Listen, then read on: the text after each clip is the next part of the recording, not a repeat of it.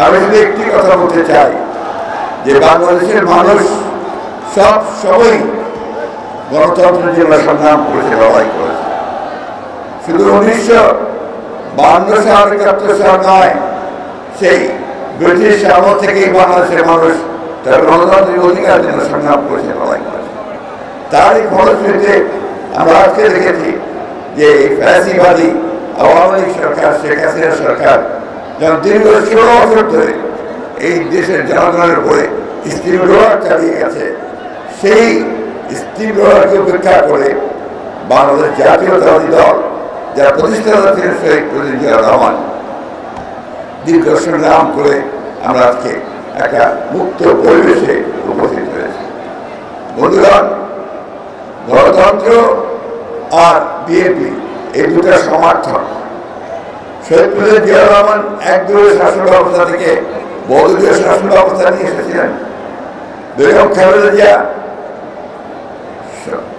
রাষ্ট্রপতি শাসন থেকে প্রধানমন্ত্রী পার্লামেন্টারি শাসন নিয়ে এসেছিলেন। একটা সুষ্ঠু নির্বাচনের জন্য তিনি সেই কেয়ারটেকার গভর্নমেন্ট প্রথা চালু করেছিলেন।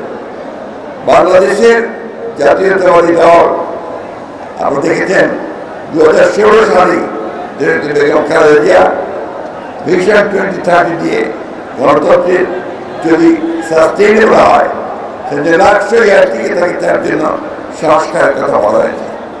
আমরা কিছুদিন আগে, বছর 2 আগে আমরা আবার সেই 31 দফা দিয়ে আমরা সংগ্রাম করেছি, লড়াই করেছি। এই 16 বছরে আমরা সবাই শুনেছি, রিপিট করতে চাই না।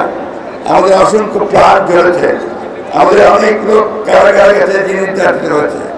আজকে এখানে অনেক রিক্সাওয়ালা ভাই আছে আশেপাশে, যারা সেই গ্রামে থাকতে না পেরে তারা শহরে চলে এসে এখানে রিক্সা চালিয়েছে।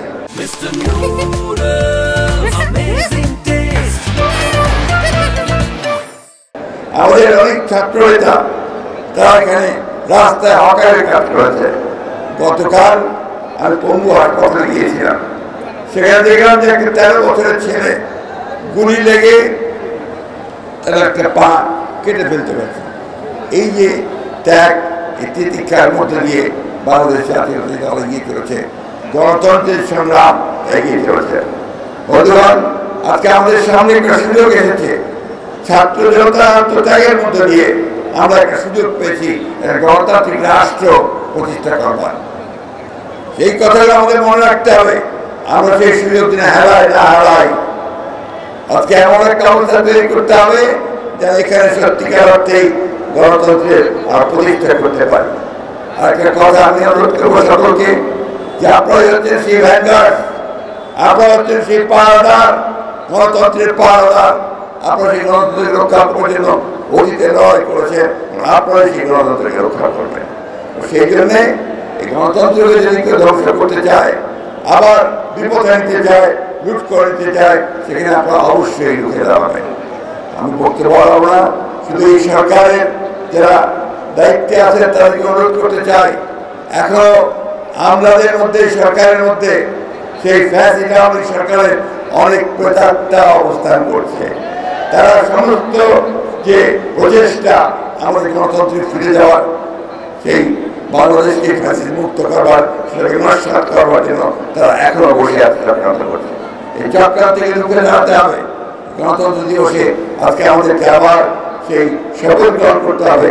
যেভাবে বুকের রক্ত দিয়ে আমাদের ছেলেরা এই সুযোগ সৃষ্টি করেছে, বুকের রক্ত দিয়ে হলেও আবার আমরা সেই সুযোগকে রক্ষা করবো, বাংলাদেশকে সত্যিকার অর্থে গণতন্ত্রের রাষ্ট্রে পরিণত করবো।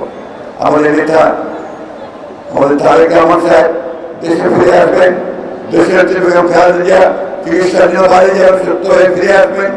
এই পথে আজকে আমি সমস্ত পঙ্গু আহত যারা হয়েছে তাদের উপযুক্ত ক্ষতিপূরণ দেওয়ার জন্য সরকারের কাছে দাবি জানাচ্ছি।